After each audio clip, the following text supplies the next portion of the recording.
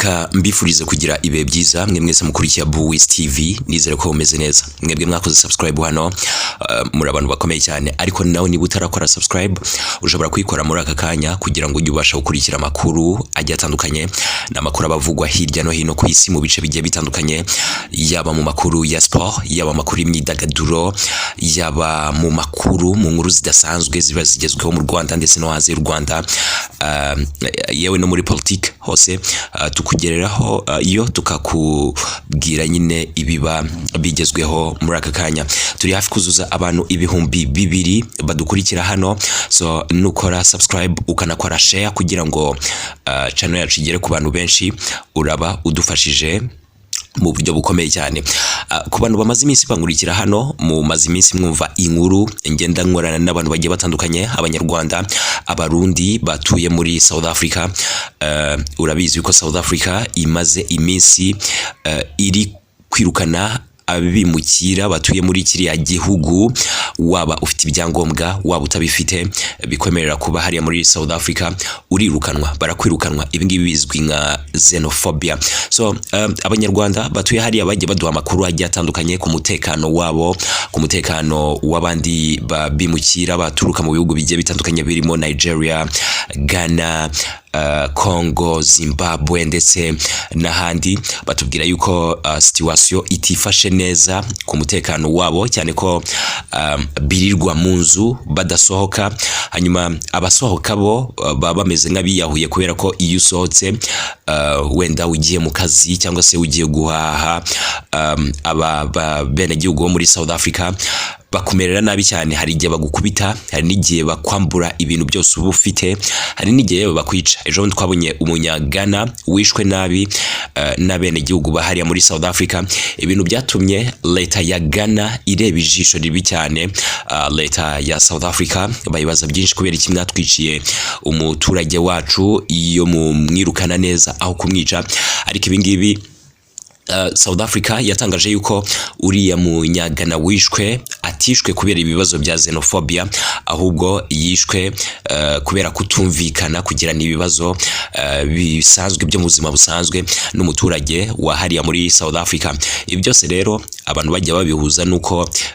iki gihugu kiri guhura n'ibibazo bikomeye cyane biri hagati y'abimukira ndetse n'abaturage babene igihugu bahariya muri South Africa ejo kuwa gatandatu twabonye inzu y'umuturage ukomoka muri Zambia wari utuye hariya muri South Africa n'inzu ebyiri zitwikwa nabi cyane n'abaturage bahariya muri South Africa uyu muturage yaramaze imyaka igera kuri 14 yose atuye hariya muri South Africa yari yarubatse inzu ebyiri muri kiriya gihugu yari yaranashinze ama business akomeye cyane hariya muri South Africa ikintu kibabaje nuko uyu mugore atigeze yubaka inzu nimwe iwabo muri Zambia so inzu ze zose zarahiye business ze zose zafashwe n'abanya South Africa n'amafaranga na make asigaranye urumva yuko yasubiye iwabo gutya nta kintu na kimwe afite now ibingibi bigatuma abantu bibaza ese kubera iki South Africa irimo irakora ibintu nk'ibingibi kwirukana umwirabura mugenzi wawe umuntu mufite uruhu rumwe twese dufite uruhu rw'umukara hanyuma ikindi kibabaje bakaba badashobora gukorera ibi bintu abantu bafite uruhu rwera abashinwa batuye hariya muri South Africa abahinde batuye hariya muri South Africa abongereza batuye hariya muri South Africa ariko bakabikorera navuga n'abavandimwe babo abanyafrika muri South Africa haba ubwoko bwinshi cyane bugiye butandukanye burenga 100 hanyuma ubwo bwoko nubwo abirabura abantu bibikara abantu bakomoka kuri uyu mugabane ikintu gitangaje abo birabura nibo bari gufata imihoro nibo bari gufata amasuka, nibo bari gufata udupfuni, ibiti, bakiruka mu mihanda bashaka kwica abimukira, bakanamena amasupermarket yabo, amashop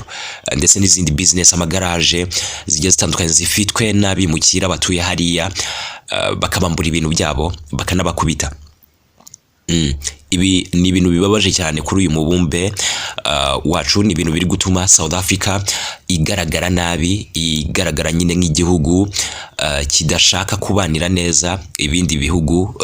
bya hano muri Afrika. Nabonye abantu benshi bari kuvuga bati South Africa nayo igomba gufatirwa ibihano n'ibindi bihugu bya hano muri Afrika, nko muri Nigeria abaturage babo batangiye gukora imyigaragambyo ikomeye cyane, bashaka kwirukana abanya South Africa batuye muri Nigeria. Ariko nanone kuwa gatanu twabonye abanya Nigeria batuye muri South Africa bahangana mu buryo bukomeye cyane n'abene gihugu bashakaga kubirukana mu gihugu. Aba baturage bo muri Nigeria bari bafite imbunda, bari bafite n'ibiti, bahangana mu buryo bukomeye cyane n'abene gihugu bahariya muri South Africa. Ibintu byatumye abigaragambyaga basa nkaho batinye aba banya Nigeria bahanganaga n'abanya South Africa. N'abanyagana nabo ku rundi ruhande nabo nuko nabo batangiye campaign by'umwihariko ku mbuga nkoranyambaga bavuga bati natwe twirukane abanya South Africa batuye mu gihugu cyacu, kubera ko ntabwo wabana n'umuntu udashaka kubana nawe. Ni ibintu biteye ubwoba, ni ibintu bibi biri gutuma South Africa ifatwa nabi cyane ku isi yose. Twabonye ejo bundi ikipe yabo Bafana y'igihugu iri mu mikino y'igikombe cy'isi, ni ikipe abantu bakomeraga cyane ubwo yinjiraga mu kibuga kubera ibibazo bya xenophobia. Now tukibaza tutese ibibazo biri buze kurangira gute muri kiriya gihugu? Ni igihugu abantu benshi bajyagayo guhiga ubuzima, ntabwo bari hariya kugira ngo babatwarire igihugu. Ni abanyarwanda, n'abarundi, n'abanyatanzania, n'abanyagana bajyaga muri South Africa kugira ngo bashakishe ubuzima bitewe nuko iwabo byabaga byanze, bakagira n'amahirwe bikabakundira, bakabona ayo mafaranga. Ikindi kintu nuko abantu benshi bavuga yuko abanya South Africa ari abanebwe, n'abantu badakunda gukora, n'abantu nyine baba bashaka ibintu by'ubuntu. Ni nayo mpamvu turi kubona binjira mu mabotike agiye atandukanye nyine y'abimukira bakoreragamo hariya, bagafata ibicuruzwa byabo banasangamo aya mafaranga bakayajyana. Abantu bari kwibaza batese ababimukira nibirukanwa bose muri South Africa mbere buze kugenda gute ko ari abantu batazi gukora, n'abantu batazi guhanga imirimo, n'abantu nyine baba bashaka gukorera cyangwa se kurya amafaranga y'ubusa. Kugeza muri aka kanya President wa South Africa Cyril Ramaphosa asa nkaho ashyigikiye abigaragambya birukana abimukira batuye muri cya gihugu, nk'amagambo nyine yavuze ejo bundi ari muri Congo. Cyril Ramaphosa yavuze yuko nyine ibyo abigaragambya bari gukora ari byo, kubera ko ari igihugu cyabo, bari kurinda igihugu cyabo, bari kurinda umutekano w'igihugu cyabo ndetse n'imirimo yabo nyine. Avuga ati ariko ntabwo bagomba kwica umuntu cyangwa se gukomeretsa umuntu mu buryo bumwe cyangwa ubundi. So aya magambo ya Perezida wa Afurika y'Epfo yatumye rero abantu bavuga yuko nawe ashobora kuba ashyigikiye cyane iyi xenophobia iri kuba hariya muri South Africa.